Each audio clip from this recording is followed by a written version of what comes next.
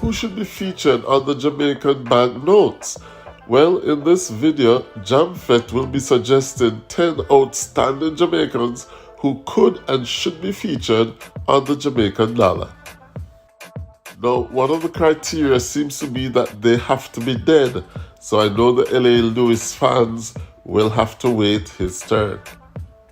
In number 10, we have the iconic Anglican Bishop Percival William Gibson. Bishop Gibson was instrumental in the founding of many schools in Jamaica, including Kingston College, Glenmuir High, Bishop Gibson High, and Church Teachers College. For his work in education, we suggest Bishop Gibson on the banknote. Lend me two Bishop there. Not sound too bad. In number 9, we're suggesting Mary C. Cole. C. Cole was an outstanding Jamaican nurse who served in the Crimean War, nursing soldiers back to health using advanced medicine and also herbal practices. Mary C. Cole should be on the Jamaican dollar. Another person who should be on the money is Arthur Wint. Arthur Wint is Jamaica's first ever individual gold medalist, having won the 400 meters in the London Olympics in 1948. Arthur Wint also served as a pilot during World War II and later as a doctor and as the High Commissioner of Jamaica to the United Kingdom. In number 7, we're suggesting popular talk show host Matty Perkins. Wilmot Perkins, for a number of years, hosted a number of Jamaica's most popular talk shows, including The Hotline on RGR and Straight Talk on KLAS.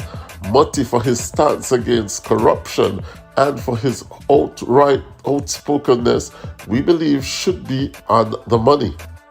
When you talk about Jamaica and the money, one man comes to mind, Gordon Butch Stewart. Butch Stewart is a popular entrepreneur and businessman who has done a number of successful ventures, including the Sandals Resorts. Butch Stewart, for his contribution to the Jamaican economy and tourism, needs to be on the money. Butch. You know, I have two Butch can give me. Another Jamaican who should be considered for the Jamaican banknotes is Herb McKinley. Herb McKinley was an outstanding Jamaican athlete, winning gold medal and silver medals in the 1948 and 1952 Olympics.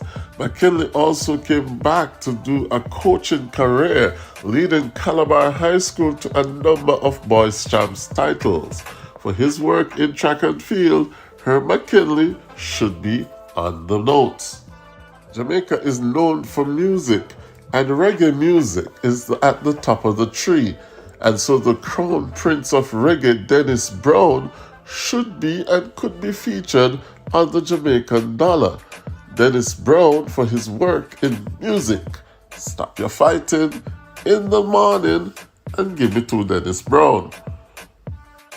Another music icon who should be on the Jamaican currency is Peter Tosh. Peter Tosh, known for his work with Bob Marley and the Wailers, has done a lot for Jamaica and the promotion of Jamaican culture. Peter Tosh should be on the money. The most recognizable and most popular Jamaican has not yet really been honored by Jamaica, and what better honor it would have been than to feature him on the Jamaican dollar. Bob Marley, the king of reggae, the king of Jamaica, should get his moment of glory. So, we're suggesting Bob Marley to be featured on the Jamaican dollar. Just before I give you the 10th person who should be featured on the Jamaican dollar, I'm reminding you to follow JamFet, celebrating the Jamaican culture, yard and abroad. This long time, gal, me no see you. Come make me hold your hand. Take that me slow ya for me. Yes, man, it sound good. It sound good.